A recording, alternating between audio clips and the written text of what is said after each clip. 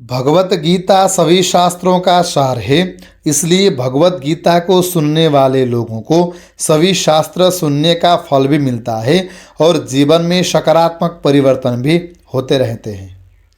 दोस्तों नमस्ते। आज हम सुनेंगे कृपा टेलीविज़न पर क्या तो श्रीमद् भगवत गीता का छठा अध्याय, षष्ठ अध्याय, छठा अध्याय।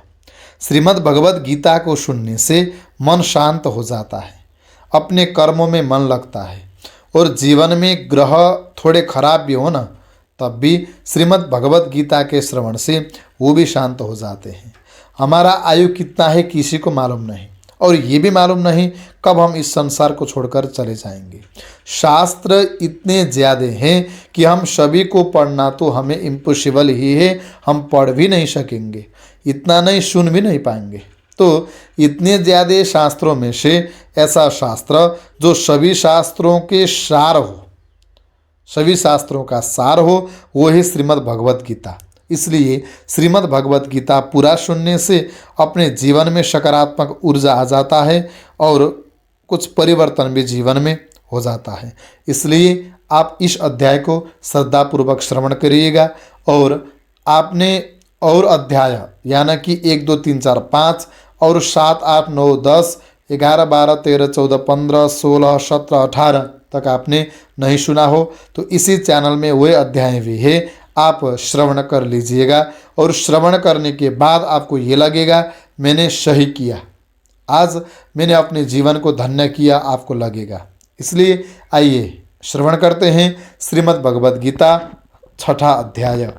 श्री भगवान बोले, जो पुरुष कर्मफल का आश्रय न लेकर करने योग्य कर्म करता है वह सन्यासी तथा योगी है, और केवल अग्नि का त्याग करने वाला सन्यासी नहीं है तथा केवल क्रियाओं का त्याग करने वाला योगी नहीं है। हे अर्जुन, जिसको सन्यास ऐसा कहते हैं उसी को तू योग जान, क्योंकि संकल्पों का त्याग न करने वाला कोई भी पुरुष योगी नहीं होता। योग में आरूढ़ होने की इच्छा वाले मननशील पुरुष के लिए योग की प्राप्ति में निष्काम भाव से कर्म करना ही हेतु कहा जाता है, और योगारूढ़ हो जाने पर उस योगारूढ़ पुरुष का जो सर्व संकल्पों का अभाव है वही कल्याण में हेतु कहा जाता है।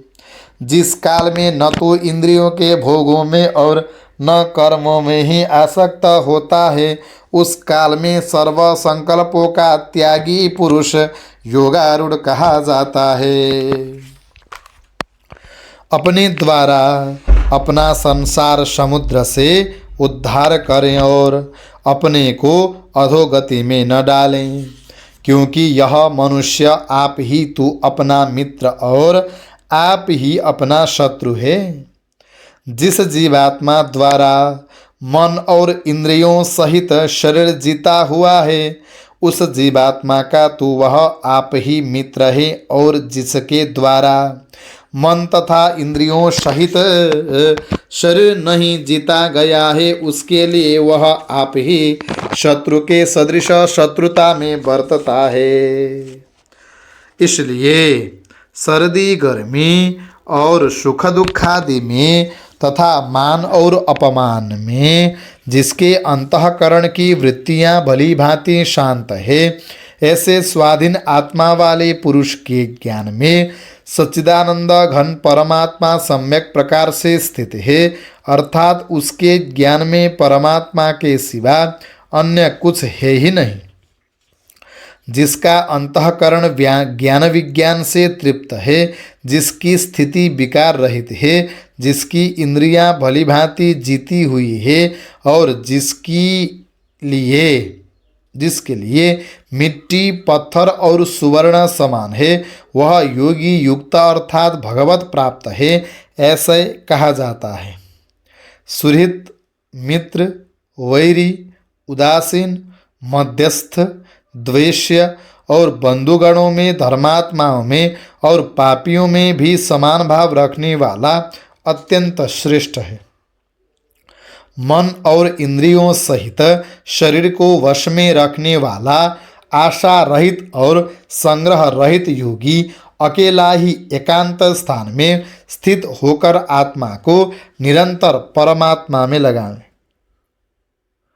शुद्ध भूमि में जिसके ऊपर क्रमशः कुशा, मृगशाला और वस्त्र बिछे हैं, जो न बहुत ऊंचा है और न बहुत नीचा है, ऐसे अपने आसन को स्थिर स्थापन करके उस आसन पर बैठकर चित्त और इंद्रियों की क्रियाओं को वश में रखते हुए मन को एकाग्र करके अंतःकरण की शुद्धि के लिए योग का अभ्यास करें। काया, सिर और गले को समान एवं अचल धारण करके और स्थित होकर अपनी नासिका के अग्रभाग पर दृष्टि जमाकर अन्य दिशाओं को न देखता हुआ ब्रह्मचारी के व्रत में स्थित भय रहित तथा भलीभांति शांत अंतःकरण वाला वह सावधान योगी मन को रोककर मुझे चित्त वाला और मेरे परायण होकर स्थित हुए। वश में हुए मन वाला योगी इस प्रकार आत्मा को निरंतर मुझ परमेश्वर के स्वरूप में लगाता हुआ मुझ में रहने वाली परमानंद की पराकाष्ठा रूप शांति को प्राप्त होता है। इसलिए हे अर्जुन, वह योग न तो बहुत खाने वाले का, न बिल्कुल न खाने वाले का, न बहुत शयन करने के स्वभाव वाले का और न सदा जागने वाला का ही सिद्ध होता है। दुखों का नाश करने वाला योग तो यथा योग्य आहार विहार करने वाले का, कर्मों में यथा योग्य चेष्टा करने वाले का और यथा योग्य सोने तथा यथा योग्य जागने वाले का ही सिद्ध होता है। अत्यंत वश में किया हुआ चित्त जिस काल में परमात्मा में ही भली भांति स्थित हो जाता है, उस काल में संपूर्ण भोगों से स्पृहा रहित पुरुष योग युक्त है, ऐसा कहा जाता है। जिस प्रकार वायु रहित स्थान में स्थित दीपक चलायमान नहीं होता, वैसे ही उपमा परमात्मा के ध्यान में लगे हुए योगी के जीते हुए चित्त की कही गई है। योग के अभ्यास से निरुद्ध चित्त जिस अवस्था में उपराम हो जाता है और जिस अवस्था में परमात्मा के ध्यान से शुद्ध हुई सूक्ष्म बुद्धि द्वारा परमात्मा को साक्षात करता हुआ सच्चिदानंद घन परमात्मा में ही संतुष्ट रहता है।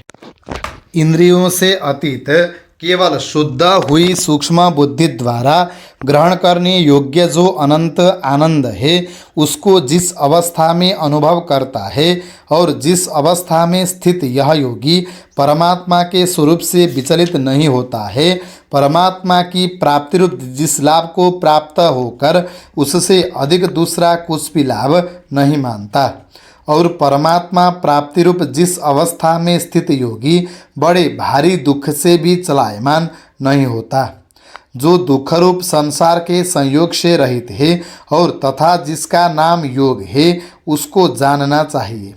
वह योग न उकताए हुए अर्थात धैर्य और उत्साहयुक्त चित्त से निश्चय पूर्वक करना कर्तव्य है।